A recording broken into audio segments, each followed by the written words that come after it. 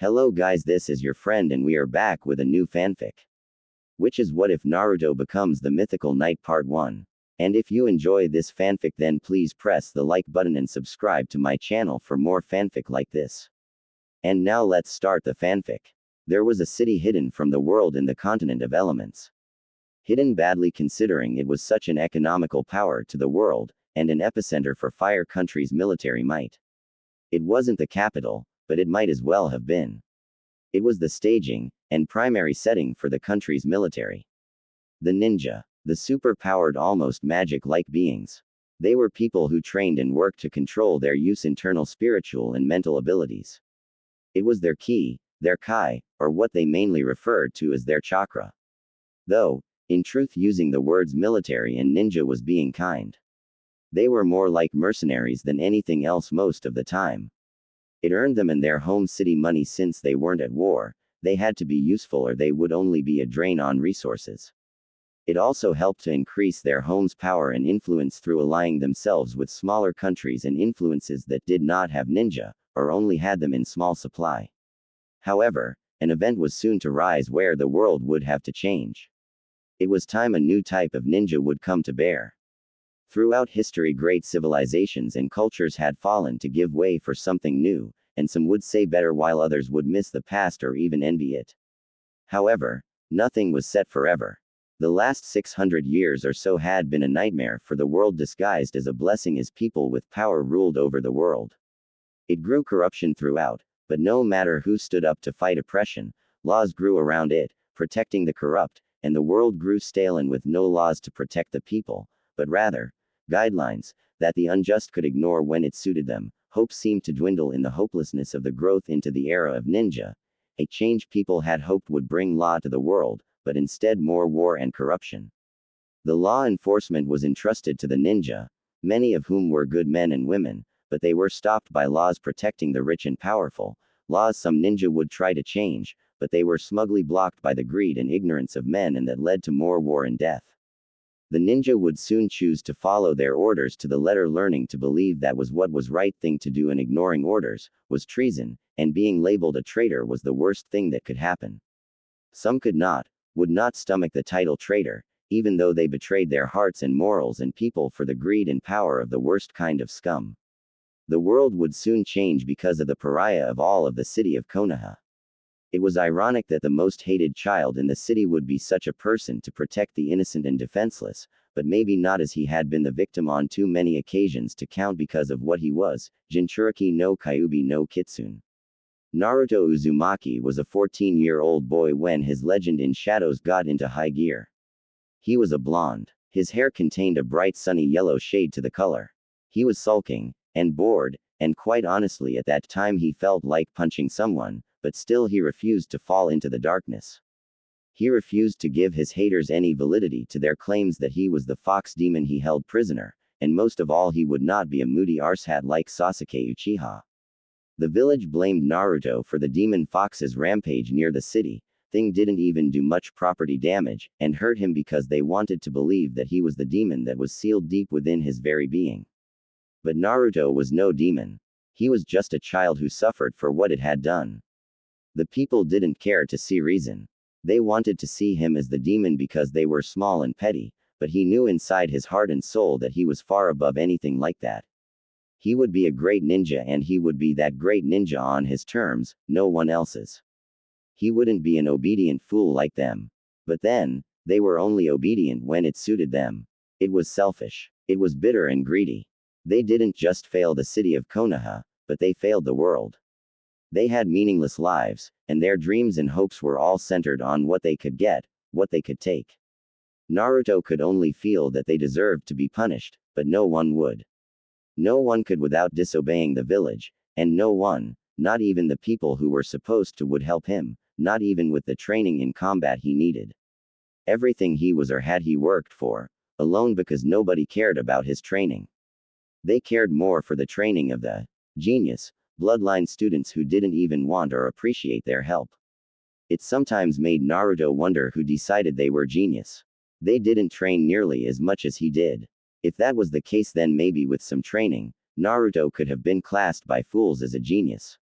But they would hate a genius, demon, but then only the rich and middle class ever showed their hate for him. Genius was so subjective. He had met these geniuses, and with the exception of a couple, they weren't that clever, so maybe they should just call these people somewhat gifted in ninja stuff. Anyway, back on track, when it came to the poor and downtrodden, and all around normal people, they were perfectly fine with Naruto, and never looked down on him for his burden. They knew how it was to be treated like crap, so they understood the young blonde, and without people like them to show him that the world wasn't only completely full of greed, spite, and needless, pitiless hate, he might have ended up turning on them. He didn't know what to do half of the time, but he tried his best to be better. Naruto and his ninja team had gotten back from a tiring, but exciting mission protecting a small fishing town in Wave Country, and making sure their bridge to the mainland of the Land of Fire was built so that the monopolizing bastard business tycoon could be stopped squeezing the life out of the Land of Waves. Though, Naruto still believed that an assassination would have been quicker and more cost-effective for both Konoha and the village in Wave. However, fortunately, the people of Wave could finally start dealing with Fire Country via land and not the waters. Though, it was ironic that the bastard tycoon was killed anyway, falling foul to his own evil self-serving greed. In other words, he pissed off his own hired thug, an A-class missing ninja who wasn't known as the demon in the mist for irony's sake. Naruto sighed as he wandered through the forest surrounding the city's training grounds, thinking hard about his pitiful life, wondering what he could ever do to get any respect from the village's ninja. His cerulean blue eyes were unusually dull, and he was subdued. He never let people see him when he was feeling like crap. He didn't want any of his haters to get any satisfaction out of it. He was feeling terrible because the world always seemed out to get him, and take what was his to claim, or that was how it felt when his team was like that. They had to grow up. He tried, but it wasn't easy when his teacher was also against him, like most, too busy fawning over Sasuke Uchiha, who didn't want all of that attention himself anyway, which was several different shades of messed up. Naruto wasn't sure whether he should feel jealous of Sasuke for getting all the attention and respect or pity him. Sometimes he would secretly feel bad for Sasuke. They had some things in common. They were both orphaned at least. Sasuke also didn't get people, or chose not to. But Sasuke got everything while Naruto got grief. Their sensei only had eyes for the last wielder, loyal, of the Sharingan Dojutsu. It was weird with how much attention Kakashi gave Sasuke. Naruto had been looking forward to his first ever mission and trip outside of Konoha. However, their sensei only had plans on the Uchiha.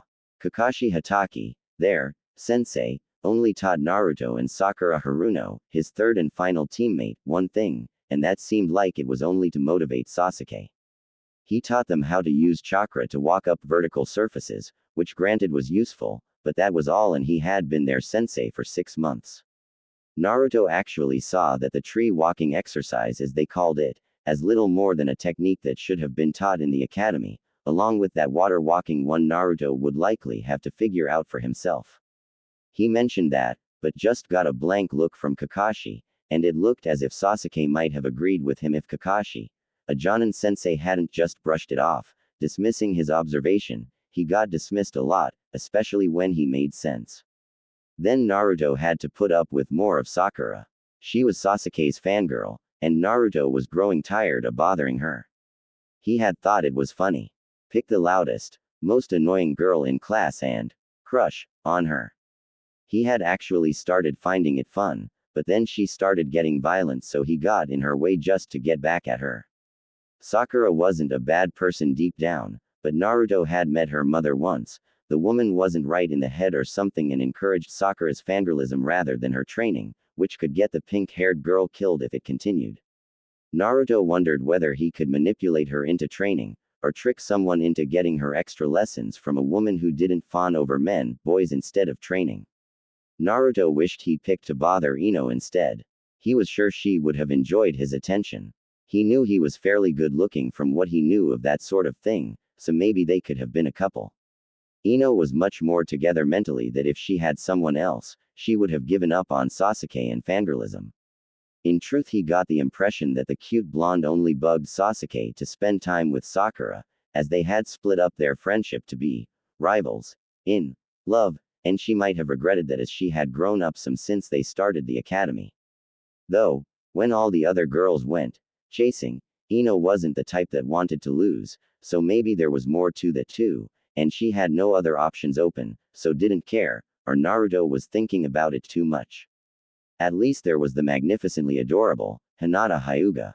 Naruto liked her. She was his most favorite girl in all of Konoha. She wasn't an Uchiha fangirl. In fact, she was Naruto's fangirl. He had caught her staring dreamily, and following him around sometimes when he let her, sometimes chancing it and hiding from her so he could watch her instead. If she was allowed to stalk him then turn around was fair play. However, she was the princess of the Hyuga clan, so he couldn't even try to be friends with her, yet at least outside of missions. They would have to get stronger and or sneakier. He had heard about her father. He was a Naruto wouldn't do anything to make her life harder just because he was lonely. Not yet anyway. Maybe when he was strong enough to kick her father's teeth down his throat. That sounded fun. Naruto would love to have Hinata snuggled in his arms, curled up on his lap. He felt a pleasant chill run down his spine thinking about her. Naruto and team had arrived back home, and Kakashi gave Naruto and Sakura the week off, and took Sasuke for some extra training as per the norm. He wasn't even trying to be subtle about anything. The worst thing was that Sakura didn't even care. She honestly believed that Sasuke deserved better treatment than either of them.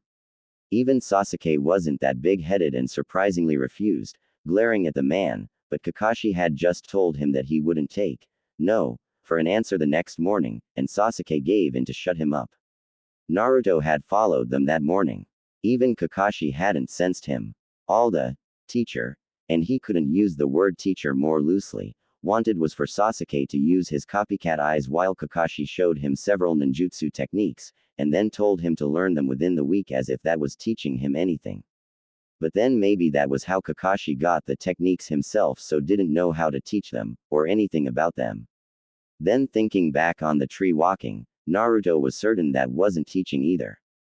Kakashi explained it with minimal information, and then demonstrated. After that Kakashi walked off reading porn.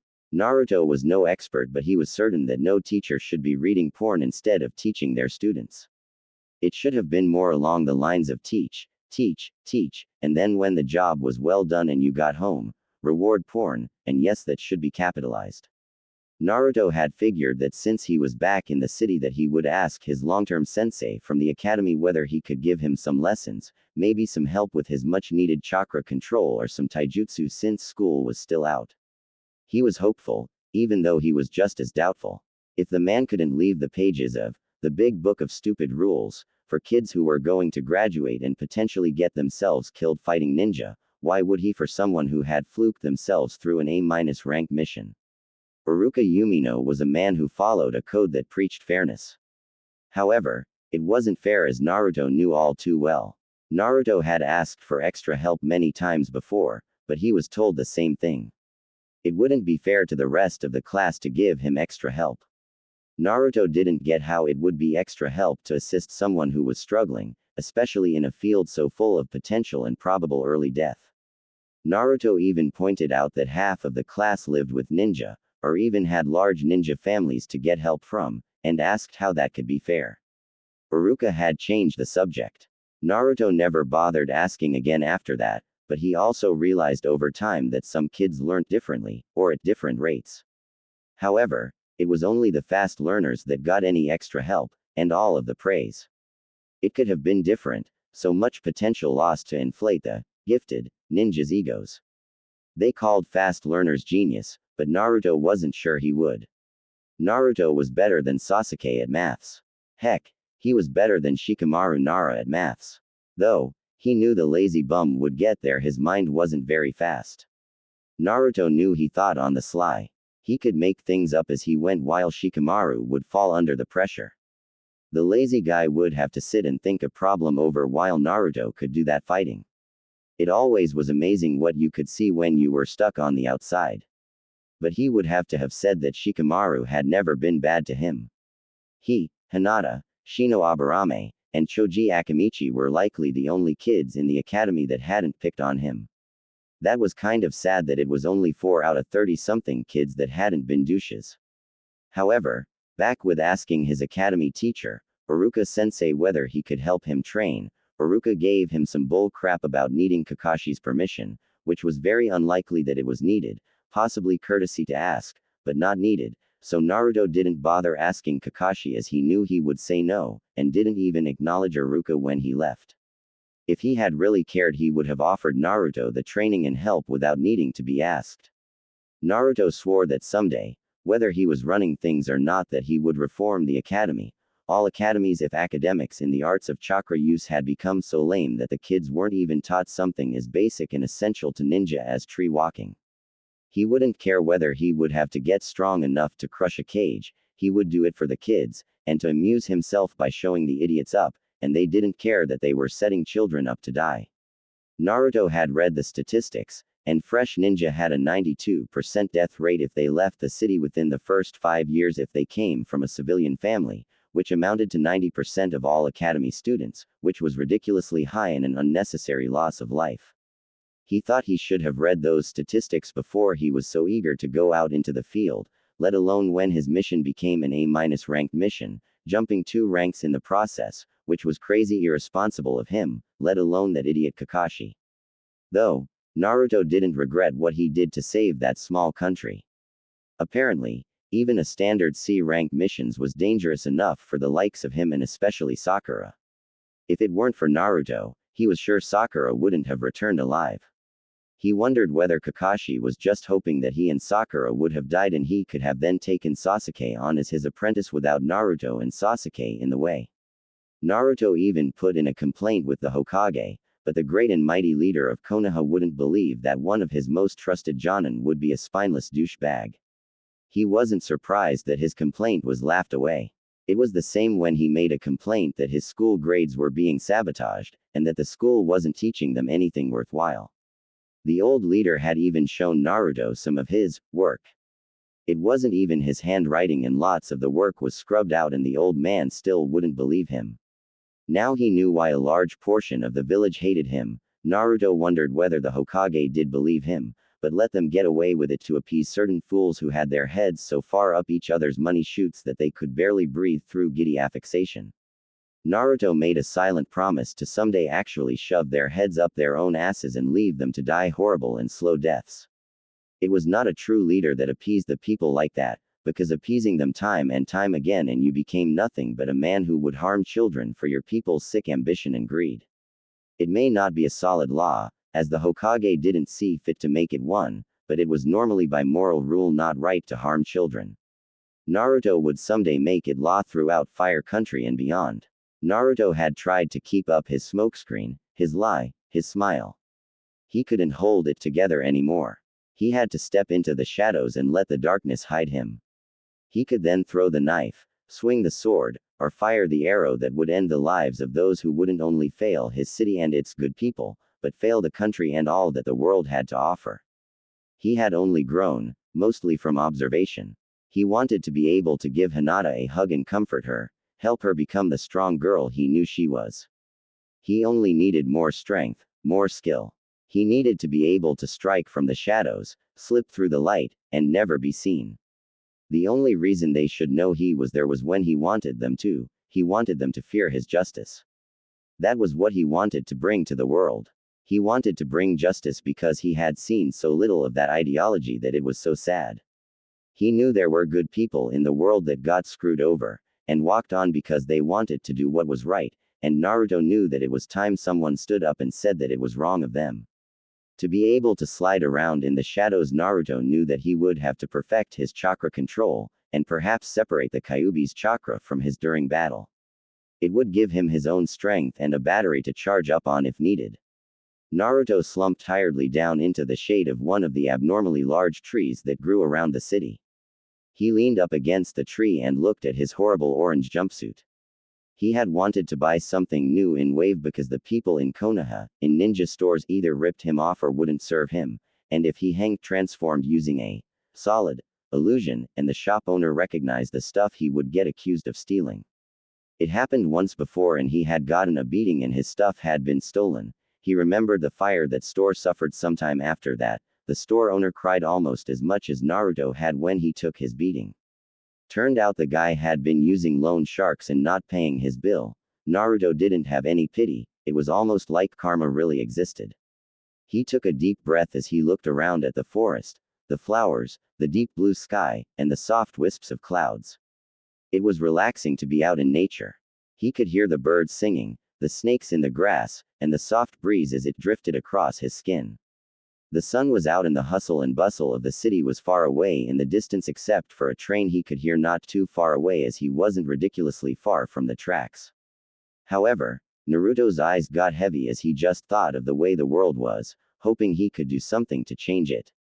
He needed to become stronger, and that meant training. He would have to steal from the library to get what he needed, but that was easy as the guards, all of them in Konoha, were very crap at their jobs. Naruto startled himself as he slipped back and seemed to fall through the tree with a splash, but found he was alone in a dark dungeon tunnel with burning lit torches sparse on the dirty brick walls. It had a couple of inches of water on the grimy floor. The hall had a chill blowing through it, causing him to shiver, but with a few deep breaths he pulled himself together. He could see down one way, which led to a dead end, but the other went straight on into the darkness. It wouldn't have taken a genius to work out what was happening, or where he was, because he just knew. He was going to meet his prisoner. The Kyuubi was calling for its warden, and like a fool Naruto was going to meet with it, if for nothing more than curiosity, because it had so many answers, and he had quite a few questions. Naruto felt that chill continuing and worsening. The closer he got, the worse it got. But he ventured forward. It was nice that his mind at least gave him torches. He wondered whether he was a bit masochistic walking towards the greatest creature on the planet when he remembered it was his mind, and the monster was his prisoner. His fists clenched and unclenched as he took a few deep breaths. He could almost smell it, but slowly walked towards whatever fate lay out for him. It took him longer than he thought it would before he walked out into a vast chamber with a rusty cube cage at its very center with an eerie red glow coming from the thick shadows within. Naruto moved slowly closer. He was surprised the cage was so small. It was surely the size for several humans, not a 200-foot-tall monster fox. He wouldn't believe the fourth Hokage would be that cruel, even to an enemy. The cage was deep and dark, and around the edges glowed with a crimson light that he knew was it. Somehow that glow made him believe that the cage was endless on the inside with infinite darkness. "Hello, jailer." Naruto was startled as he heard the whimsical, soft and certainly female voice purring out a sultry greeting. He stopped. His heartbeat picked up pace as two small hands slid out of the darkness and red glow, her fingers sliding around the bars. Her nails were sharp and pointed, and her arms soft and slender. It took a moment before she stepped out with 9 huge red and black foxtails swishing around behind her with a mind of their own. She was the most stunning creature he has ever seen. Well, maybe not. He was a little flustered, he couldn't be sure, but she was stunning. He could feel his body reacting as his heart pumped blood down his body. She had a small stomach and frame with long smooth legs, down to small feet, and up round a firm butt. Between her legs was hairless and looked so soft that he would have loved to touch her. He would love to stroke his fingers over her, and had to take several steadying breaths to calm his thoughts and nerves steady. Her face was round and cute with a small nose. Her skin was totally flawless. She would be remarkably cute if her face didn't have an evil scowl. Her eyes were glowing crimson with slanted pupils. Her hair was blood red but surprisingly short. It was messy over her head in all directions, but looked like that was on purpose with long trails over her adorable fox ears. They were crimson with black tips. The trails of hair ended down over her shoulders, but not quite covering her small, framing her evil little face perfectly.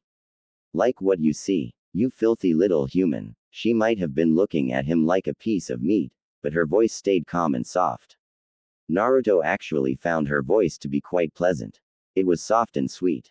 He would admit to himself at least that he could cuddle with her day and night and not get bored. He could see beyond the hostility to the sweet creature before him that longed for comfort and a loving partner. He couldn't help but stutter. He was quick to hide the huge bulge in his trousers with his hands as her eyes had casually looked down there. His face went bright red, but she didn't even show any sign of embarrassment or that she might move back into the shadows to hide her. However, the left side of her blood-colored plump lips quirked up into some semblance of a smirk. He could just tell that she enjoyed his attention, and he felt better about the situation because she was okay with it. Oh, I'm flattered my pathetically weak jailer gets such a hard so quickly by just looking at little old me, she said sing-song, and this time she wasn't being as rude as before. I'm not weak. His defiance overcame his nerves. Someday I'm going to become Hokage or something like that, and everyone will have to respect me. I'll change the world and the greedy pricks will get what's coming to them. No matter how strong you get, those people will always treat you like shit. She hissed out, startling him as she pushed her delicious body up against the bars, her face pushed up to them to look into his eyes better. There will always be greed, and there will always be men like Gato who will take advantage of the good. Naruto didn't reply as he looked down at his feet. He knew she was right, but didn't want to admit that to himself. He had dreamt of becoming Hokage. At first, he wanted to force the city to respect him, but now he wanted to stop the corruption, even if it meant killing them all. That would then protect the weak and innocent from the danger they possessed, and if he had to commit crimes and betray the city, then so be it.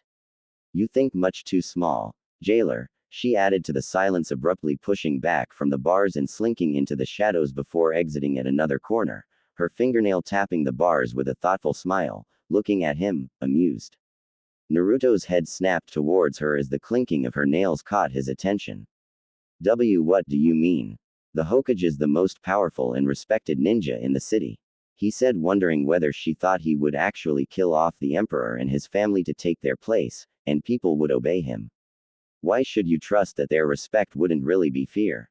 She asked, and for once in a very long time, Naruto truly doubted his dream, as he knew that the only way at the present that he would get that seat was through fear.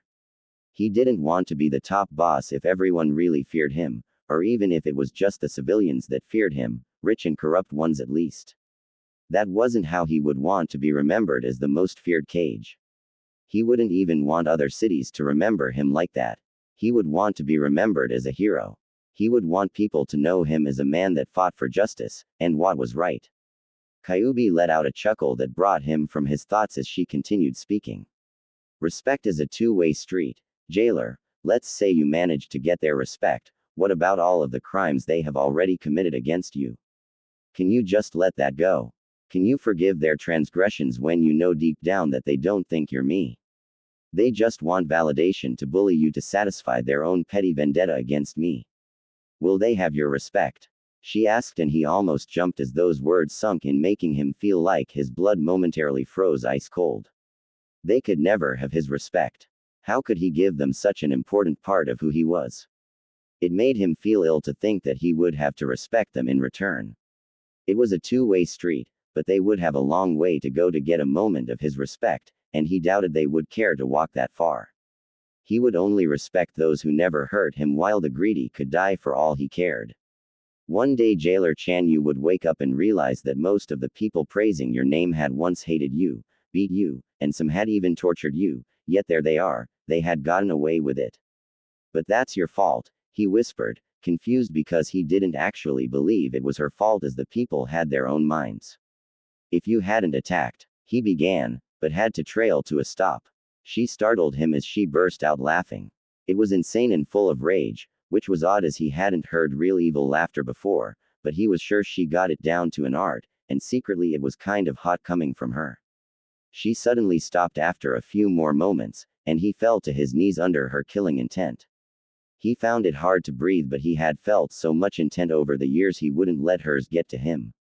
It took him a moment to stand, and she let up her attack, almost looking pleased by his reaction. He fought off her power. You are so like your mother, arrogant beyond all belief, she hissed out, shocking him into just staring, his trouser problem completely gone now, but she rolled those ruby red eyes. Oh, I forget that senile old man won't tell you anything about your mother, not even her name. Or even your father's for that matter. She said with a small smile, this time forlorn. I had grown to love your mother, and honestly I miss her visits, she was fun, and kind of funny too. But the old man doesn't know who they were, he whispered out, now feeling lost and hopeless. He wanted to believe she was just trying to get to him, trying to control him, but something inside him said it was the truth. He knew the Hokage enough to know that he would keep the truth from him, and then give him some lame excuse as to why if he was found out. Your father did seal me here, so I think the old man would know the truth, she said, and this time he dropped to his knees looking sick and green in the cheeks. Your mother was my previous prison. She was nice to me, held me, and ... Well, among other things. Her name was Kushina Uzumaki of the infamous Uzumaki clan of the land of Whirlpool, but her seal was so different to this, I was practically pinned down, but she loved me anyway, and held me when I was in pain, which was a lot of the time. This seal is stronger though, but I get so much more freedom. I like it more, but watching over you sometimes makes me feel sick the way they treat her son. Naruto looked up with angry tears welling up in his eyes. Tell me why, please. I don't understand. Why, please. Her angry eyes softened a little more. It's because your mother's seal grew weak during childbirth. You never used your own power to seal me, you were too young, but your father used his, but he's not here to keep me. This seal's more automatic, it's so much better for you this way, you can learn, become stronger, and even use my power. You can get vengeance on the city daring to defile your family's sacrifice. His eyes widened in shock as he stood up shaking his head. They might deserve it. They do deserve it. Well, some of them, but that's not me. I'm not like that. I want to be better than them. I'll be Hokage. They can think of me as they want, but I will never be what they think of me. I will be a hero to all, and demon to the corruption, so it all ends. You're thinking bigger, but still too small again, she muttered as she started pacing the length of her cage. Her every movement, perfect, graceful, flawless and beautiful, and it was almost hypnotic in a way. What else is there? He asked as he wiped his eyes clean as he looked to her. I've never heard of anything. Why would you want to rule a city when the universe is so huge, she said smugly. You could rule like a god, king, or emperor, but since you're such a goody two-shoes, change everything, change people's minds, people praise and respect mighty heroes throughout this world and any other you choose to go to. You can always be the hero in the dark that bad people fear. Create yourself as a symbol good people can stand behind, rally behind, and that is so much more than the corrupt could stand, and as yourself, change minds in the light, and break bones in the night, be the hero people need, not what people expect. Hero?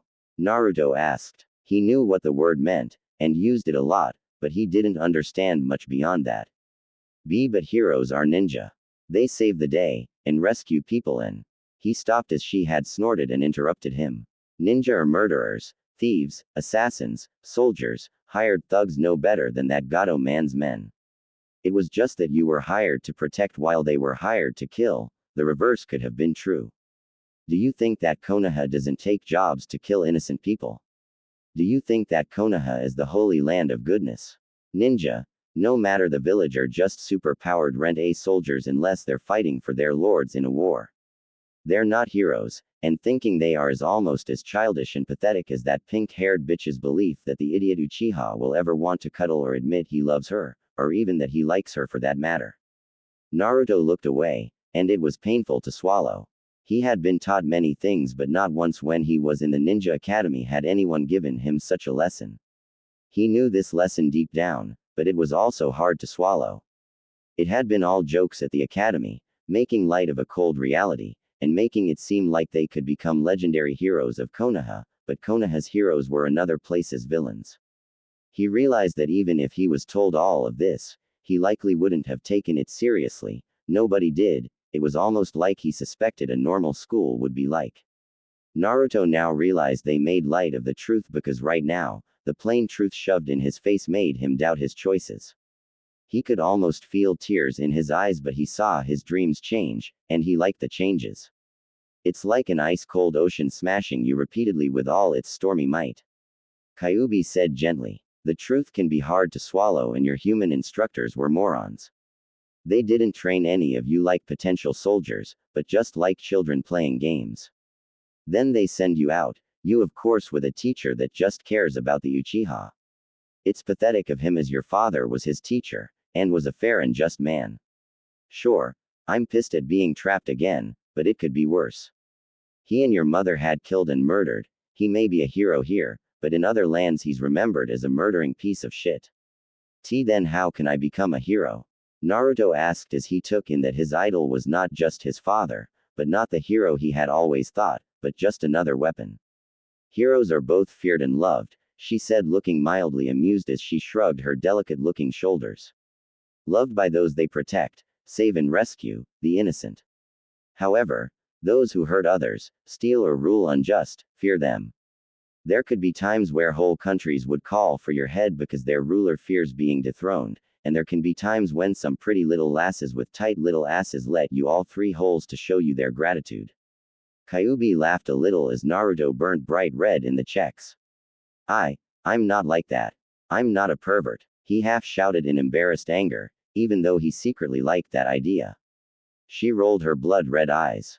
I guess I'll have to give you the proper talk, not that bullshit that stupid bitch gave you that with your mind fighting your body's normal growth. It's okay to enjoy playing with yourself, and it's a normal teenage boy or girl thing to do. But we'll get back to that later. If you're to get stronger, and become this powerful hero, first, you must understand what I want in return. Like what? I'm not letting you out. Like you could, she hissed while rolling her eyes again. The first thing is, you will no longer take anything at face value, and you are no one's tool. If your bosses give you an order that goes against your hero's code, then say no and then beat them to death, or not, depending on who it was. You would be in your right to refuse a mission, and you can always play them if you really have to.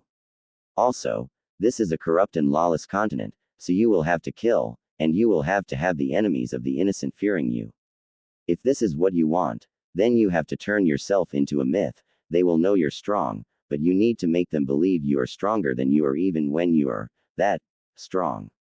You are a ninja, and deception is always a must. Also, I've seen it a lot where foolish ninja make their fighting styles all about finesse and elegance. However, what good is that to the opponent who is just too fast, too strong and much too violent, or worse, the killer that you never saw coming? You could kill without them having known you were ever stalking them. Don't stand around mocking your opponents, as that is petty and disrespectful to both you and them. Strike hard, kill fast, but best yet, don't let them see you. Kill them so fast they won't have realized you were even there until they're meeting their ancestors in hell. But isn't that like? No, fighting in a war human on human is all the same, because of greed, she replied, shrugging. You want to be a hero here, then you have to be the judge, the jury, and the executioner. If you can swing it, never give them a chance to fight. No fighting means you don't get hurt, but when you do have to fight, you will be the unstoppable force, and the unmovable object. Then, what do I have to do? He asked, knowing that out of everyone he knew, she was the only one willing and capable of training him. And do you know jutsu? He asked, curious whether a killer fox girl cared to learn human techniques. I've been on this planet for over 1,000 years, so I might have picked up a thing or two, she replied with a smug smirk. As for what I want from you, this is your mind, and I've grown bored of the prison backdrop you Uzumakis keep giving me by default. Your mother's seal was too tight, but yours allows for change. I can change where we are. He asked in surprise as she nodded. But, will you tell me more about my parents? He asked in hope. She groaned, but she expected it.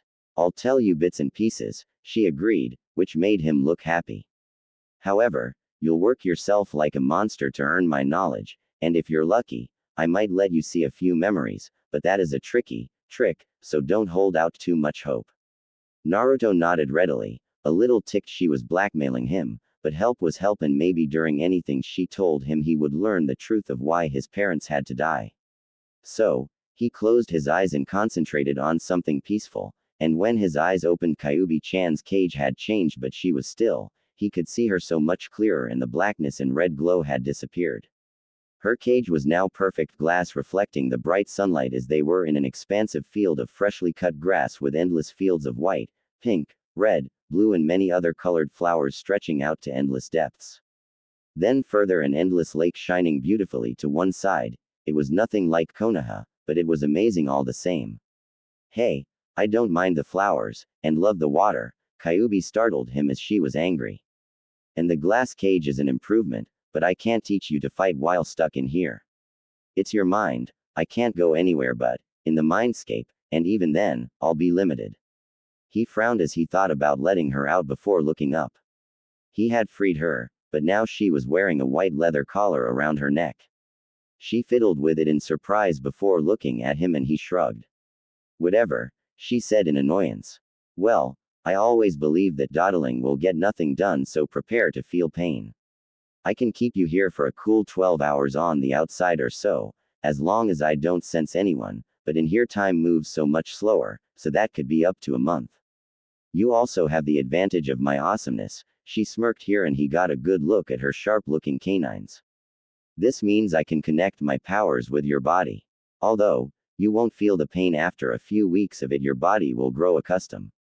I heal you fast enough that it won't harm your body. What won't? He interrupted as she hadn't told him yet and he was getting worried. Connecting. Dream, you to your body's muscle memory, she said, baffling him. In here you can grow with chakra, but it's still a dream, so under normal circumstances it's limited to chakra and knowledge, even learning to fight, but your body's muscles wouldn't have the instinct, and they wouldn't grow no matter how much you trained here. However, I have changed that, so you can train physically here and gain in the real world, she said, smirking. So, are you ready? I've always believed the basics were the most important, so we won't properly move on until you can fight. You're going to be feeling this for the next few weeks when you wake until your real body adapts. It's just cool that you can't sleep here, so there is no escape. Naruto gulped and had only a new thought as he looked at her. Don't you want some clothes? She just shook her head before looking at him and he cried out as she attacked, his clothes torn off in seconds before she hopped back, checking him out. It's even bigger in person, yum, she said, creeping him out as he covered himself. If you want to live, you can't worry about being. You could get attacked in your bed or in the shower. You cannot let such a stupid thing as embarrassment or modesty be your death, because that would be embarrassing. Kill the shit and then he can't tell anyone, but you have nothing to be embarrassed about, you should be proud of that. If you don't fight back, you'll be hurt so much more, she finished off, moving faster than he had seen anyone move before. He moved his hand as a reflex as her small fist crashed into his stomach. The wind exploded from his lungs as he flew back, crashing completely through the flowers, pluming them up as he skidded to a painful stop at the end of a gouge of dirt. Naruto couldn't help but groan as he rested after another beating. It's been around 3 weeks in this dream world of his creation and he had kind of gotten used to being around his demonic prisoner. Though, he sometimes got aroused, and Q-chan, what he calls her now, teased him a little, and didn't make things easier on him as she was smoking hot, and just as, but even she was impressed, he ignored his issue, and continued training. He had to get much stronger after all. She had taken to helping him a little with his standard academy ninjutsu, but she refused to use hand seals or even say the techniques' names. He was not sure she had ever cared to learn or remember them. She had then given him a 3-hour lecture about the pointlessness of both. Apparently, neither hand seals or words were needed, and she said they are basically a learning aid to give a learning ninja something to focus on while starting out with the techniques, and they had become habit with ninja, and since Naruto already knew the hand seals and names, she didn't want him to use them anymore. In addition, Q-chan wanted Naruto to stop making things go poof by wasting chakra like that. So, she told him about the shadow clone's ability to pass on knowledge and help with chakra control, which would lessen the poof of the waste of chakra until it was completely gone. Naruto wished he experimented with his clones beforehand enough to realize what he was doing wrong, or what training purposes they could serve. He had just used them to fight, so they never lasted long enough for him to realize that he learned and improved from just using them. Naruto had used them, and could not only tree walk, but also water walk, and he didn't have to get wet. Now normally using hundreds of clones to train like that could be harmful, and overload your brain, which would be unlikely possible for anyone else to make that many clones, but Naruto did have demonic levels of chakra at his disposal in the real world. In addition, since this wasn't the real world, they could add some bypasses to such problems with relative ease. Naruto only needed to send a large number of clones off every so often, and they run off into the woods he created to do more chakra control exercises, and that training within the dream allowed his mind to adapt and improve for clone use in the real world. He looked up from where he sat in the grass to see Q-chan stretching as he stood before him, and he gulped as his was soon semi-hard. He knew she did it on purpose to tease him for her own twisted and pervy entertainment, but at least he now knew he wasn't a pervert for wanting to do pervy things to her, though he was certain she was pervy, but she had been trapped within and his mother before him and another Uzumaki before her with no freedom or company or anything, so Naruto felt she was entitled to a little enjoyment in life. Jailer-kun, Naru-chan, she said with a cute purr and amused sigh while rolling her stunning crimson eyes. Just deal with it for sake, she laughed at him while his cheeks darkened and she licked her lips while staring at him. Just wrap your hand around it and pump away until you shoot your load and you'll feel so much better. I can't do that here, in front of you, he said out quietly as his cheeks felt like they might explode along with his beating heart. That's embarrassing, and worse than when you. She moved over to him with a cool snarl, and glaring, and before he could comprehend what was going on she had turned and pushed him back onto his back and sat on his strong abs with her tails pinning him down facing away from him, and he quivered as he licked his lips looking at her ass. What are you? He trailed off in a gasp, his large and now solid member twitched and felt incredible as Q's small right hand wrapped around his heart and squeezed the hot tool. Her hand was way too small to wrap around the whole of it. KQ, what are you? Please, you're killing me here, he whimpered as he never wanted her to stop. Just shut up and enjoy yourself, you dipshit. She hissed out and he groaned as she started pumping his rock hardness. He couldn't even think of stopping her as his fingers wound into her soft fur-like hair and through the fur of her soft tails. He was stroking her and reached her ears when a soft purring emitted from her chest like a cat.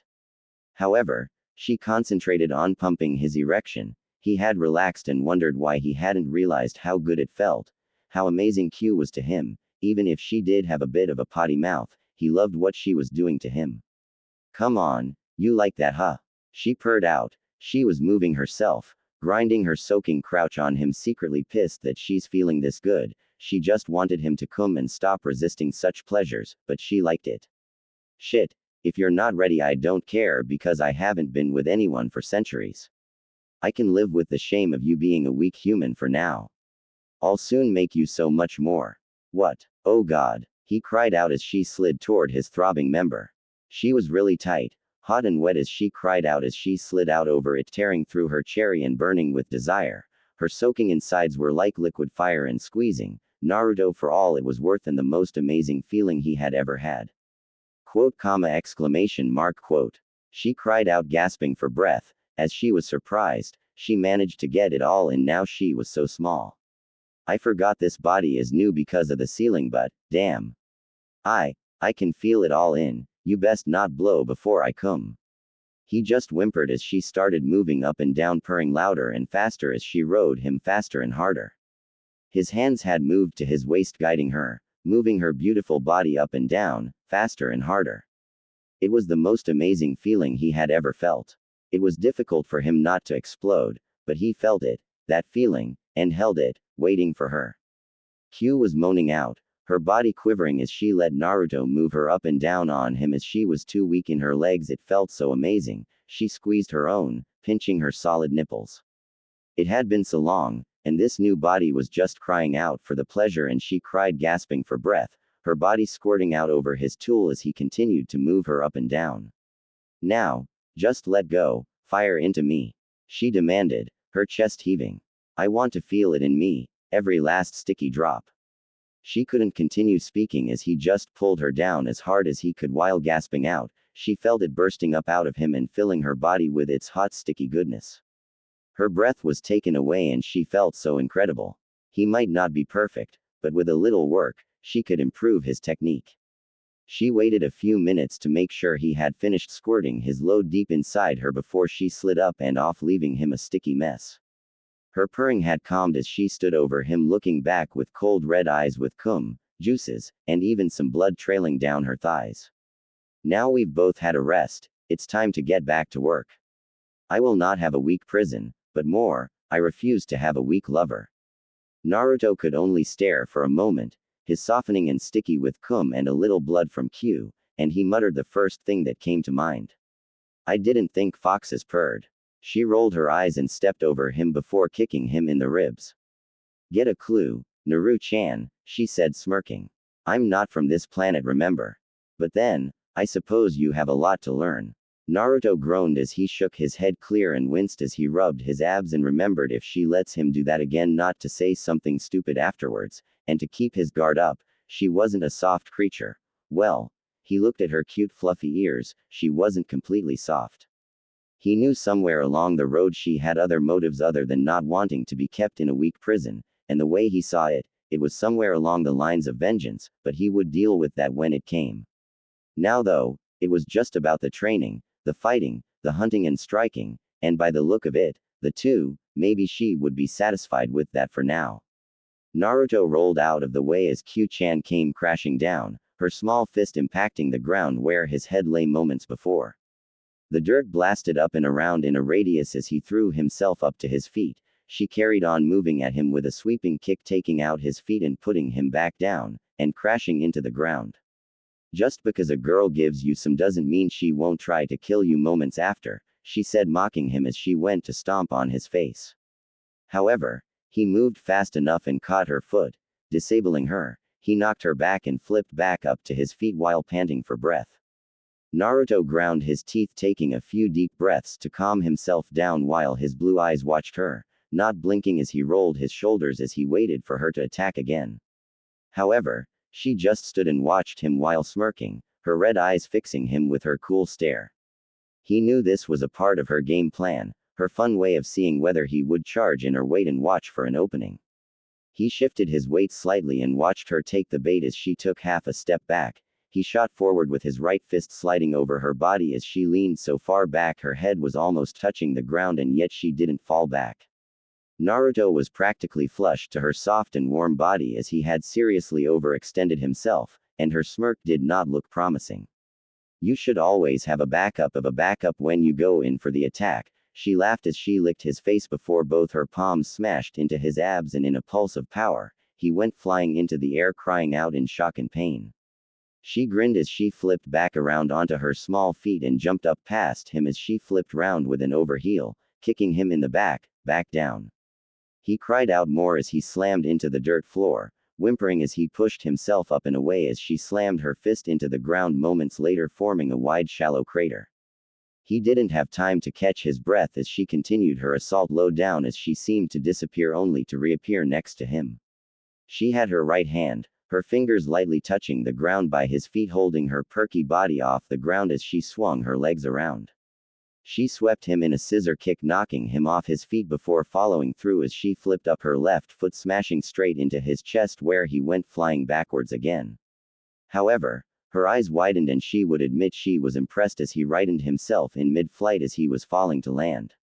He hit the ground skidding back making a small trail as he dug in both toes and fingers brining him to a stop.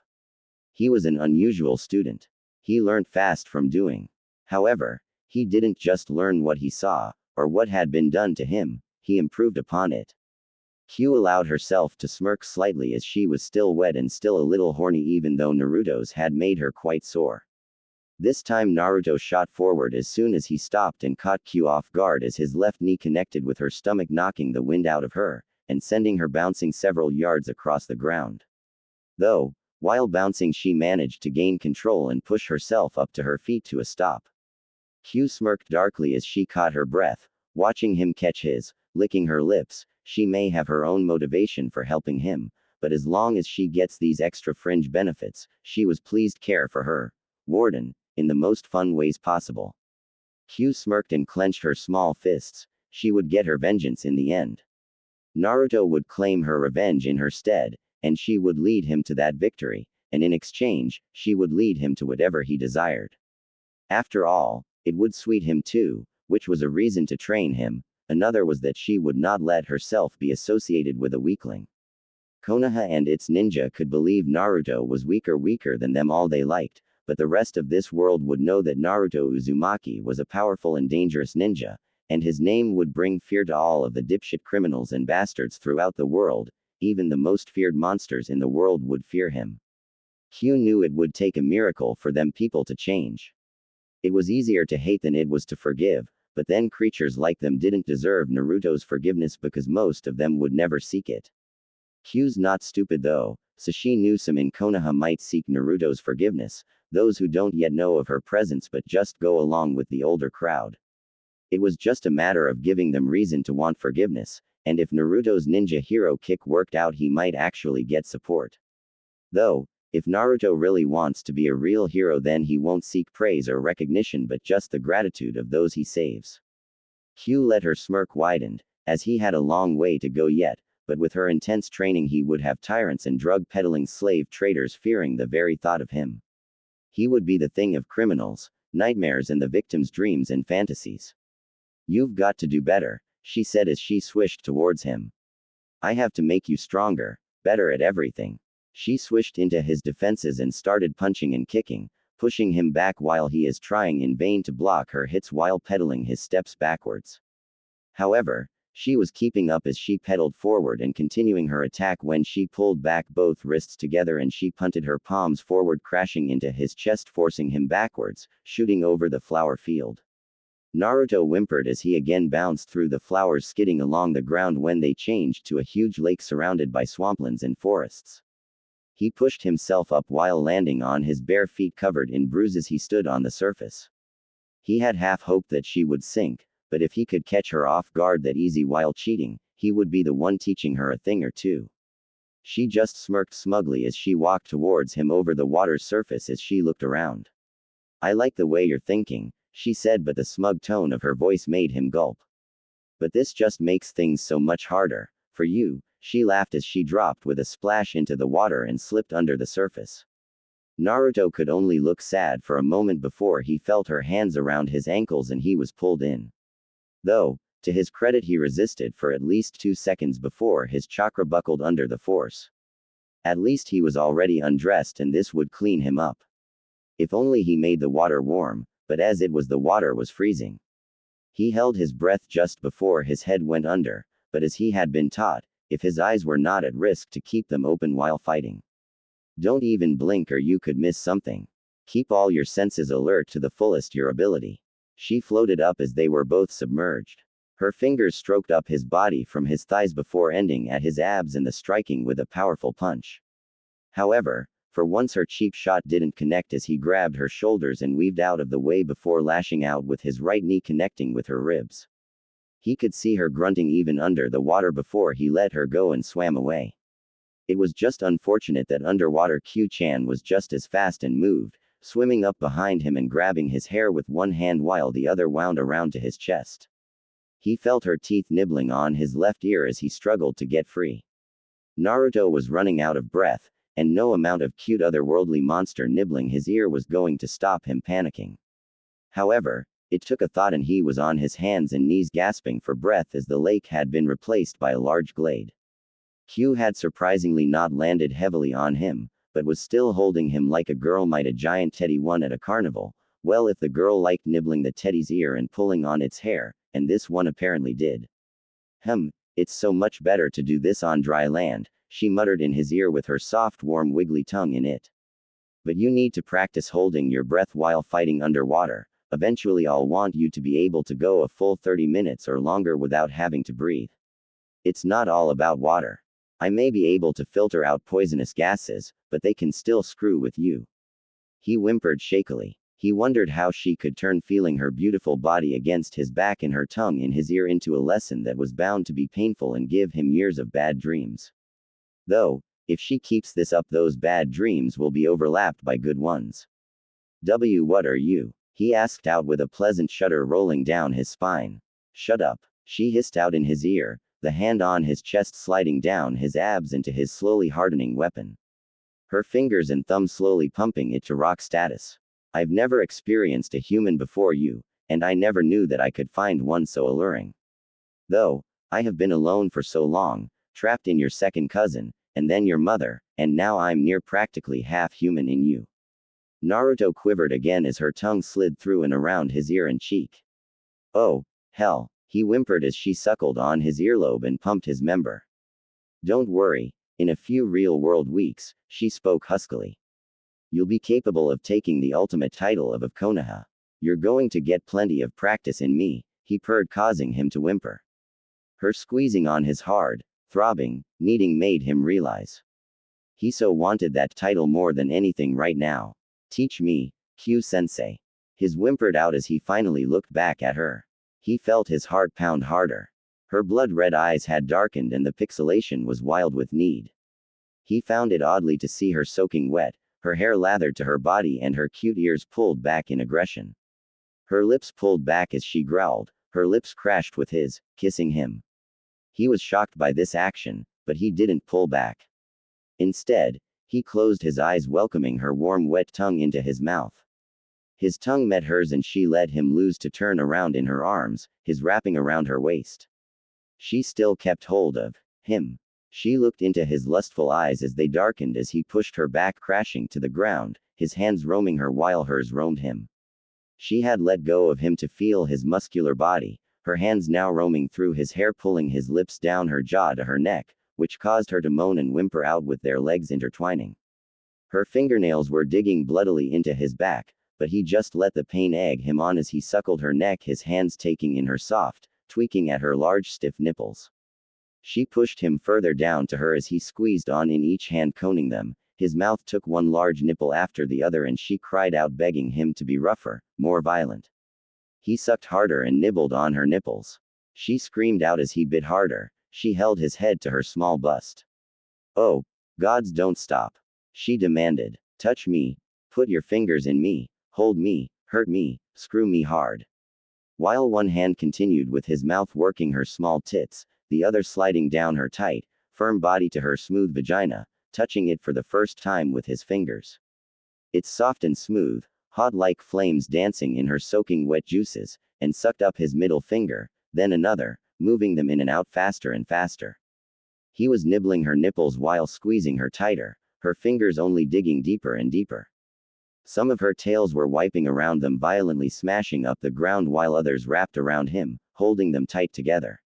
He moved with effort up between her legs as he pulled his fingers free of his panting demon and licked them clean before placing his solid member over her entrance. It could feel her furnace as she demanded it, begged for it hard and strong. Naruto was lost in his need as he rammed it in, which caused her to scream high-pitched with pain and pleasure as his large weapon slid right into its hilt. He then started pumping, her legs wrapping around his waist as he held her slim waist and pounded her while warping chakra through his muscles to increase his strength and speed. He moved faster and faster while she cried out and moaned, ordering him to move faster, to break her while her tails were lashing out, showing her power as they sliced him and her both, but that just egged him on to be more vicious with his thrusts. It felt like nothing he had ever imagined, like electric running through his glands, up into his stomach and through his heart, and mind exploding. However, as he pulled up from kissing her moaning and crying lips, her legs having loosened from exhaustion and the feeling plowing through her body. He enjoyed watching her expression, crossing pain and pleasure, but all she wanted was more and more, which he was only too eager to give to her. Her small delicious moved with every pump of her body. Her eyes were closed but tears still leaked from her closed eyelids. Her hands had moved to his shoulders, her claw-like nails cutting into them. Naruto moved faster and faster, so much so that they were crushing the ground with his thrusts, their interconnected parts making squiggling sounds as he pounded harder into her. Her body quivering as she continually cried out and ordered more, demanding that he filled her up. He could feel it bubbling powerfully in his gut. Naruto pulled Q up into his arms, his fingers wrapped tightly in her hair, pulling what he held toward enough that he pulled her head back, grazing her exposed neck with his teeth. She held him tighter, her nails in his flesh, pulling his body tight to hers. Her tails were spilling both of their blood, tearing the glade up, but they kept going more.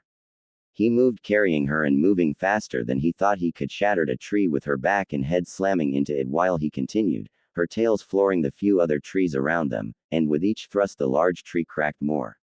He couldn't help but feel satisfied by her scream as he continued screwing her up against the tree, and that she kept pulling him to her. "See, come in me," she ordered, demanded, and that was all it took now for him to finally explode his load in her. The first time he did this felt amazing, but this time, words escaped him. He would never have guessed one guy could hold so much seed that he could feel it continuing and even overflowing from her body. Naruto was gasping for breath as he leaned tiredly on her, trying hard to catch his breath with the last few pumps and squirt after squirt while her body was convulsing and spasming with her own pleasure. His kunai continued to throb and empty his load into her perfect, beautiful body for a few minutes while they both desperately gasped and panted for breath before it slowed to a stop. They had both relaxed, holding each other soaked with sweat and blood, overheated, her tails now flopped and relaxed. Why you may just get that title if you stay such a good student, she whispered as she was snuggled in his arms, holding on to him as he held her with his still rock solid and still deep inside her. After all, a good can get you far with the right lady. I'll just have to add teaching you how to pick up the ladies, but, remember, not all girls can take such a hard and violent pounding, she said tiredly. Naruto chuckled a little, feeling as if he was near death as he lowered them down and lay on his back, collapsed, and she just snuggled tight into his embrace, loving the feeling of him still staying strong in her while they lay in amongst the broken trees. Their wounds were slowly sealing over as they rested, and with her fur and incredible fur-like hair, and her soft comfortable body purring contently on top of him, it was like a soft and comfortable blanket over them, and she kissed him on the lips for a moment before snuggle as one. Wow. Real ninja training is so much more fun than I ever thought, Naruto muttered to himself more than to her, breathless still. And, I think I'm more eager to learn than ever. It's all about the motivation, my jailer. She replied with a tired yawn as she cuddled her jailer, feeling comfortable and content. The scene of each other mingled together to make her feel relaxed as they rested together. And from that weapon still buried to the hilt in its scabbard, I think I might be the luckiest teacher. Naruto smiled as he just held her and relished in the attention and affection while cuddling his demon vixen, Kyuubi-chan. Naruto yawned as he woke up feeling groggy and like all his muscles had turned to jelly and lead all at once. He peeled his eyes open and weakly looked up to the sky. The sun seemed to have just risen, so he could only guess that it was early morning. He felt well resting considering his aching muscles, and he felt like he should be black and blue, but thankfully he seemed fine on that front. He was soon startled as he looked down to check his body over more, and realized some tightness in his clothes. It felt uncomfortable and restrictive. He had gotten used to not wearing them. He had felt free and relaxed after a while with Q-chan without them, but knew he couldn't go running around. The villagers would say he had lost his mind and try killing him again. He figured he needed some new airier clothes for better movement, and possibly some new colors. He liked orange, but he liked other colors too, and if he got something orange, a darker color would be preferable, but it was also difficult finding a shop that would do right by him or serve him for that matter. However, he frowned as he had that evil cat sleeping on his lap wearing a little red ribbon around her neck with her name on it. He sighed. He couldn't really blame Tora the cat for being a runaway and wanting to stay away. If he had to deal with that fat woman who owned her squeezing the life out of him while trying to give him a hug, he shivered at the thought of how fast he would flee. Rolling his eyes, Naruto stroked the black and white cat's head and she started purring a proper kitty purr as she slowly woke up. She just seemed to blink in surprise as she looked at him before snuggling up to his hand and happily making herself comfortable. Crap girl, I feel like shite, he muttered as he cranked his neck. Well, I'm hungry and need a snack or something for breakfast. I've had one hell of a dream, he said chuckling as he carefully scooped the purring feline into his arms and shakily stood up trying to shake off his muscle strain, but he was sure he had felt worse before. The cat seemed content to let him carry her as he walked through the woods stroking her fur. It was not as soft as Q's fur, nowhere near in fact, but it was nice anyway. How did a sealed demon keep her fur that soft anyway? It wasn't as if she could buy any conditioner, was it?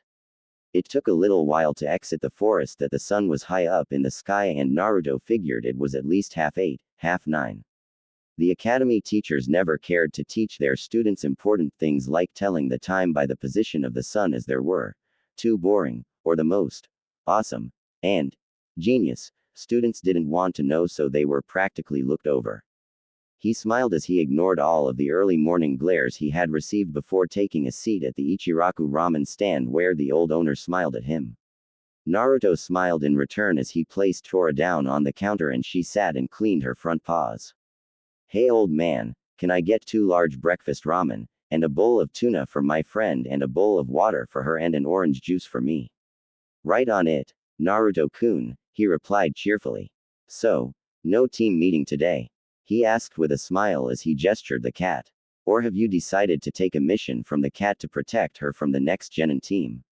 Naruto laughed as the old man placed down a bowl for the cat with some water before placing down Naruto's first bowl of ramen and cat and boy ate. Nah old man, I just fell asleep outside and she had slept on my lap, he replied shrugging. I feel a little sore so I won't be doing that again in a hurry. Trust you, Naruto-kun, he said while shaking his head as he poured the boy some fresh orange and placed it beside his bowl. You should be more careful where you sleep. There are some wild animals that could be dangerous. Will do, he agreed as his now empty bowl was soon replaced and dug into the new one at a slightly slower speed. I was just out training, and took a rest, and fell asleep, he said telling a half-truth. Oh, hey Naruto. He was interrupted as a large boy with swirls on his cheeks entered the stand with a grin. I fancied some breakfast ramen this morning, too, and this place is best, he said smiling as he took a seat next to Naruto and the cat. Sensei said me and my team can have the weekend off, what about you? Naruto shrugged thoughtfully. Well, I suppose since I really don't have much to do, I could get a D rank mission by myself since my team has the week off after our first C rank mission. Well, it's some pocket money, that's for sure, Choji replied as he got his first bowl. I almost thought you were doing that now with Tora, he said gesturing the cat. Yeah, well, I was also thinking of getting a change of clothes since I'm off, he said looking thoughtfully down at his orange. I feel like something different, you know. I feel a little constrained in these. The large boy just chuckled nodding his head. Sure. I get it man, a guy has to mix it up every once in a while. Right you are Choji, he readily agreed as he checked Tora had finished and stood to leave while picking her up. Recommend a good place. Well, there's this place my family uses that's pretty good, he said in thought. They even add on family symbols and stuff while you wait if you wanted, or you can just order and they deliver. Thanks, Naruto replied eagerly as Choji gave him the address. Thanks, old man. See you later but I've decided to cut back on this kind of food. I hear it's not the healthiest of things to be eating every day, he said with a giant grin as he pulled out some notes from his wallet for his and the cat's meal and handed them to the man. Yeah, I've been telling you that, he called out as Naruto quickly left after that. He sighed and turned to Choji. It seems like something's different about him. Yeah, let's hope he changes colors, he agreed smilingly.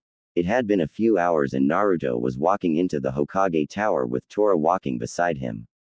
The strong-looking man who ran the ninja shop he had visited had surprised him. He had a young daughter who seemed weapon-happy and was on that fuzzy brow boy's team. They had both been very nice, and though Naruto's flirting skills were minimal to non-existent he got Tenten blushing a little. Her father didn't even seem to mind. He was just being himself, so maybe he always had it. But concentrating on a devoted Sasuke fangirl like Sakura never gave him a chance to realize or something like that. Naruto was now kitted out with some really good weapons, and was no longer wearing a complete I-Saw-like bright orange. He was wearing loose-fitting black combat trousers, and black boots, and hugged in a loose armored sleeveless t-shirt. He had a black belt with a black pouch on his right hip, and 2 shuriken holsters on the other side, strapped to his thighs, and last, some tiny hidden throwing knives around the belt in little sleeves. Then on each pouch was a dark orange swirl as a symbol to who he was as he had always liked it on his previous outfit. He had even gotten his forehead protector redone on a black softly elasticated material that felt much more comfortable than the one the academy gave away for free. He was more of an upfront fighter, so he went for loose-fitting and easy to move in, as per Q-chan's orders, but still, he was looking good enough that he caught Tenten checking him out and licking her lips. He would take that as a good sign. Naruto had thought about wearing weights or something, but Q and even Tenten's dad had shot it down, for the same reason, but Tenten's dad worded it different. Naruto had too many enemies in the village to risk putting on a handicap that could get him hurt or killed, plus, Q said that wasn't how Naruto styled his movements. Naruto was not a tank, so that wasn't him at all. Naruto was built more for speed than just brute force. Naruto got some surprised looks while walking up the stairs to see the Hokage. He kind of surprised himself as the new slimline clothes made him look as tall as he was. His previous outfit always seemed to take a few inches off him with how bulky they were. He had gone to that shop as Choji recommended it, and found his new favorite place. In addition to getting all his wares and tears, and his weapons untainted, he would get to see Tenten's cute smiling face when she was in, as she worked at the shop when not on missions, so that her father had time to work on weapons, as weapons were their shop's specialty. He ran his right hand through his mess of blonde hair and made a mental note to remember to pick up the rest of his order later in the evening before bed. He could have had it delivered but didn't want them to lose custom by having them delivering to his apartment. Plus, it was a neighborhood at the edge of a shitty district full of crime, and he didn't want Tenten or anyone going there if he could help it. He almost laughed as the secretary, who glared in hate when he came with Kakashi, but couldn't do anything, almost didn't get up to stop him. It was amusing as she sat at her desk with her mouth hanging open before she got up in a raging temper. She had charged at him only for him to sidestep, trip her, and one gentle nudge in the back, and she went flying out of the open window behind him, screaming as she fell several floors too, possibly her doom, but more than likely she would survive. The secretary may only be a weak forever Chunin genius worshipper, the reason she could never improve, because she didn't think she could because of her genius worship. She was one of those that believed that only genius ninja could be strong, or that there was such a thing as genius ninja, which proved the existence of stupid ninja at least. However, she was still a ninja, and a 7-story fall shouldn't be far enough a fall to kill any ninja of genin rank or above.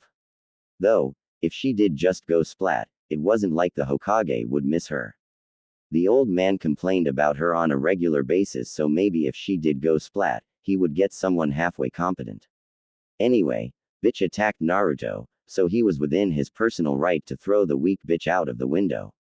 He was stronger than her before he ever met Q. Naruto shrugged with a smile as he pressed the seal ran intercom thing on her desk. Though, not before wondering whether he could get a book on seals like that, they could become useful in the future. He would have to remember to look around, and steal one if he has to. Hokage-sama, Genin Uzumaki is here to see you, he said, turning his voice softer but gruffer, imitating that woman's sickeningly sweet voice that she used, which in his opinion was shudder-worthy, and sounded evil. Naruto was pretty good at imitation, and congratulated himself on his mimicry. Send him in, the voice over the speaker answered, and sounded confused, and Naruto knew that if she were to tell him he was here, she would have been rude and called him a brat or something. Naruto laughed as he barged into the old man's office and closed the door. The old man was sat behind his desk looking at him in surprise. He had paused his paperwork and whatever else he was doing with Team 8, which was Hinata's team, and some huge fat woman. My Torah! The fat woman cried out as she saw the cat, said cat hiding behind Naruto's leg as he promised to protect her as his first official mission to become a hero. He smiled at the pearl-eyed Hinata Hyuga. The 15-year-old girl looked to him with some gentle eyes. She had short purple-black hair with tails of hair either side of her head over her small ears. It was a surprise her family could be to her, didn't they have hearts? She had beautiful soft pale skin and some black bicycle shorts, blue ninja sandals, and a thick white jacket hiding whatever lovely assets she has to hide her beautiful body behind. She was that shy. Hinata's form was slender, but a little more meat by way of muscle than these twig girls Naruto saw around Sakura, which made him wonder why he bothered with that pinky. Hinata's thighs looked nice, even hidden by her shorts, and looking new. She had a great butt. He just wished he could see her in a slender top to see what she was hiding under her jacket, but all in good time and maybe she would show him. Naruto was brought out of his staring while Hinata's face was burning red as his eyes roamed her up and down in admiration. She was looking faint, so was thankful for the distraction, and no one else seemed to notice as the fat woman ran forward to collect the cat. However, a cool glare from Naruto stopped her in her tracks. Surprise. My apologies, my lady, he said, bowing formally to make sure he didn't offend her and lose the genin her business. However, I have agreed to assist Miss Tora, as it has come to my attention that she has a few perfectly legitimate reasons for running away so often. Yes, she does. The woman asked, looking completely baffled, and she wasn't the only one who secretly wondered whether he could talk to cats. Naruto nodded his head with a kind smile to disarm her. Yes, and I've decided to tell you what they are because I don't care how much money you recklessly waste hiring us to capture her. She is an innocent creature and should be heard. What's wrong, Tora? She asked in worry, looking at the cat as she peeked from behind Naruto's legs before looking to Naruto for the answer. He smiled a little more to keep her on his side and nodded his head in gratitude. It had always been quite simple for him to lie, or bend the truth, it was just that he had never cared to get away with it before. Even though he was not lying, he still has to convince her, so it took the same skills, which were good for a ninja. Well, first, she's a cat, he said, making sure to say the last word louder to emphasize his point of her species. She'll want to go out to do her business and hang out with other cats, and hunt mice and small birds like other cats. Then next, she doesn't want or need all of that people food because it's bad for her, just some fish and white meats for a treat, but otherwise normal cat chow, and last, but most important, you smother her in your gigantic bosom. Naruto glared at the Hokage, Team 8 Jonin Sensei, Kurenai Yuri, and Genin Kiba for snickering before turning a smile to the large woman. And if she wants to cuddle, she'll come to you. If you want a pet that will stay in and let you fuss obsessively over it, get a dog. Hey, are you saying cats are better than dogs? The wild dog tamer ninja, Kiba demanded while the white puppy on his head barked in offense. But if she goes out, the woman interrupted, and ignored the dog lover in worry. However, Naruto interrupted before she tried to give reasons for keeping her in all the time and tried not to roll his eyes. Cats are very smart. They can find their way home, and remember where they live. You just need to put in a kitty door. I'm sure you can hire a Genin team to go and get one and install it into your door at home for her. So, this door will let my Tora come and go when she wants? She asked hopefully. He nodded with a reassuring smile.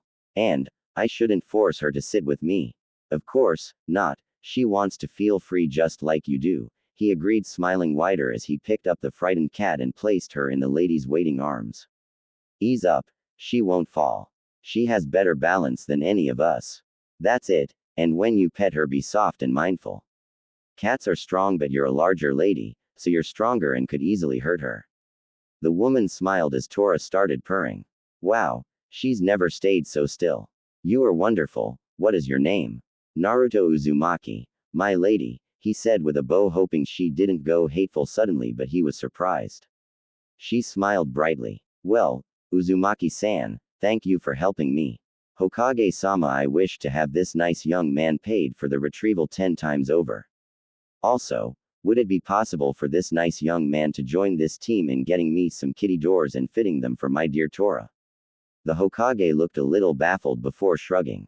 Well, I guess that's perfectly fine. Let's say, expect them between now-ish and 4 if that's okay by you. Of course, she replied, smiling before turning back to Naruto. And thank you again, Uzumaki-san. I'll be sure to recommend you to everyone I know that you are an honorable shinobi of Konoha. She said, smiling before she left the office, closing the door after her. Honorable. You. More like moron, Kiba mocked while looking annoyed. But I suppose fitting a cat door is better than hunting that monster. Kiba-kun, don't be mean to Naruto-kun, Hinata timidly tried to reprimand him, her cheeks lit red as she hoped to impress Naruto. And Naruto-kun had just done something nice for that lady, she finished off, blushing brighter and trying not to look at her crush even though she wanted to. Yes, well, Kurenai, the old man Hokage said with a sigh to Team 8's Jonin Sensei as he pulled out some money and handed it over to the black-haired, red-eyed beauty. Just bring back a receipt so we can charge her the extra for the cat door. She shrugged and nodded as she figured she could teach them a little about menial labor while fitting the door. Well, come on you four, it looks like we have a mission, she said, smiling at them. Sweet, Naruto said with a grin as he followed them out of the door. Now I'll be able to see how a non-Uchiha worshipper does things, he said, closing the door after him. Though, I honestly think I feel a little bad for Sasuke. having all those wastes of space bothering him, though, I would so take the fangirls. He laughed and his voice trailed off as the old man Hokage could imagine Hinata blushing up a storm and Kurenai rolling her eyes at him, Kiba being a twit, and Shino only giving Naruto a curious look. The old man sighed and felt only mildly concerned by the clan symbols on Naruto's pouches, but the old man had been the one to give Naruto the shoulder tassels with that simple, so it was his fault. It wasn't like Naruto could find out the truth, and if he did, he would have said something, wouldn't he? Naruto was just going for a new look and had gotten fed up with his team enough to actually start showing it. It was not uncommon for new young ninja, so no need to start worrying about Naruto getting angry at him just yet. He wore that spiral on his old clothes, so probably got attached to it or something like that. If only he could do more for the boy. The only thing he could do right then was to allow Naruto to go out on missions with other teams. Though, if he could find a team in need of a transfer, or something like that, he would get Naruto off his team ASAP, but he needed to be slippery when dealing with this. Though, for the time being, sending him out with other teams, the other teachers could give Naruto some guidance without any of the council or moronic interlopers sprouting shit-ass traditions to get in the way. Sometimes the old Hokage felt like half of his city were traitors just out to fill their own pockets or just get vengeance on the Kyuubi by tormenting and ruining Naruto's life. Someday Hiruzen Sarutobi could see Naruto just not taking their crap anymore and striking back. He hoped he was alive to see the day when Naruto showed them real unstoppable power. Meanwhile, with Team 8 and Naruto, Naruto whistled as he walked beside the blushing and cute purple-haired, pearl-eyed 15-year-old girl who stalked him. So Hinata-chan, the suffix almost made her pass out but made him smile wider. I know what you do in your spare time, he teased with a grin while she paled and looked sick, her cute little cheeks tinting green. He leant in closer so their teammates up ahead wouldn't hear. My senses are very acute, he said, causing her to neatly collapse out cold, but he caught her, and scooped her light form into his arms, and carried her without missing a beat. What did you do? Kurenai asked as she looked round to check on them, an eyebrow raised in suspicion. Naruto gave her a sheepish grin. Sorry, I was just teasing her and she passed out, don't worry. It was my bad, so I'll carry her. I haven't seen her go for more than a few minutes at a time, maybe we should get her checked out, maybe she has some kind of illness. He suggested reasonably. Maybe we should get you checked out for stupidity, Kita said laughingly as if he actually said something amusing, though it was only him laughing. Naruto just shrugged as he made a mental note to study up some healing stuff, or at least that medical scan thing, or whatever. Q didn't even mention things like that. She was more about the ass kicking and fighting. Okay, just be careful with her, Kurenai said as she slapped Kiba's head while glaring at him in annoyance. She was starting to have enough with his lip and rudeness. And can you stop being an ass or I'll have to speak with your mother. Kiba paled worse than Hinata had. Oh, gods no, please don't, he said worried, but everyone knew he would shortly forget the threat and continue on being a moron, or offensive in some way because he was an arsehole. Then stop being a fool, you're not funny and just making yourself look stupid, she replied, rolling her eyes and half wondering whether she was allowed to beat some sense into him with a few swift punches. Anyway, here we are, Kiba, since you don't know how to behave, come and help me pick out the cat door. No way, he said looking up at the large building with a quiver. My family runs this place, and my sister runs the vets here. What if she's here, working, and not on a mission or at home or something? Well, if she is in and you don't come, who knows what I might tell her, understand?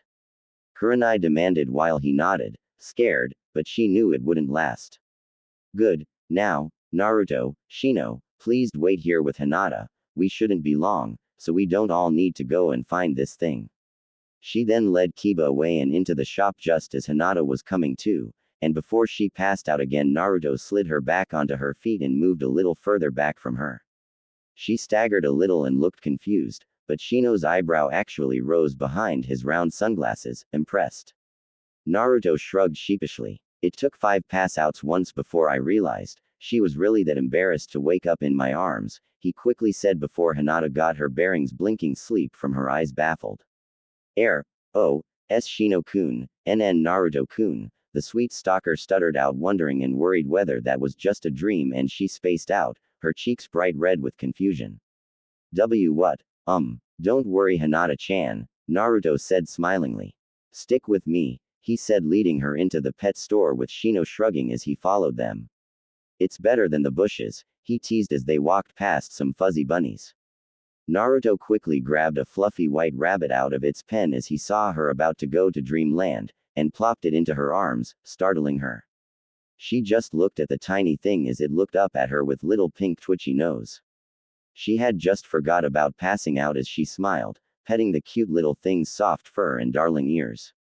Maybe you should take Kiba's place on this team, Shino suddenly said as Hinata was distracted playing with the bunny. Naruto looked to him in surprise and he shrugged. All Kiba wants is confrontation and just makes fun of her, and I'm not much of a people person, but you seem to know how to treat her and other people with respect. I think, Naruto agreed as he smiled while looking back at Hinata as she put the bunny back and stroked some others. She doesn't have a clue how incredible she can be, but I do, he said the last 3 words looking back to the other boy. I'm tired of being the weak fool, and I think deep down, she's tired of being the timid weakling, and no matter how strong we get, or how much stronger, people like Kiba will always believe he is better or stronger, but I don't care about that anymore. I'll let my actions speak for themselves. I too have problems with predigest, he agreed with a nod. But all we can do is become better, stronger, and not let their foolishness get to us, or we'll become just as bad as them. I refuse to be like them. Naruto nodded with a smile before turning back to Hinata and playing with the rabbits with her. She had actually talked with him about them without stuttering much. It was nice. Not only was she beautiful, kind, and sweet, but a beautiful person, and he made a silent promise to help her the same way Q had helped him, as she didn't have a monstrous powerhouse from another world to save her. Hey, you 3, Kurenai called out as she came to their aisle a little while later, having looked around for them after she found them missing from out front. Come on, let's get going and install the cat door. Stop playing with the bunnies, she said, rolling her eyes as even Shino had been petting a bunny, as they were pretty adorable. Naruto smiled as he stood up after placing both his and Hinata's bunny away and offered his hand to her. She smiled while blushing as she let him pull her up, and she found herself walking with him near, holding his arm. They followed Kurenai out of the store where Kiba waited while sulking with the cat door in its box in his arms. He just gave Naruto, Hinata, and Shino a cold look for making him wait. Though, it had no effect on either Naruto or Shino. Hinata let go of Naruto's hand, looking ashamed as if she had done something wrong. Don't we need to go and get some tools? Naruto asked to distract him from looking at Hinata like that. It's either distract the jerk or break his face. Kiba just shrugged and shoved the box into Naruto, allowing him to look over the instructions. There's this huge home improvement depot round the other shopping park. It's only about another 2 minutes if we take a shortcut over some buildings, he said, looking around as they only had the pet store, a few furniture stores,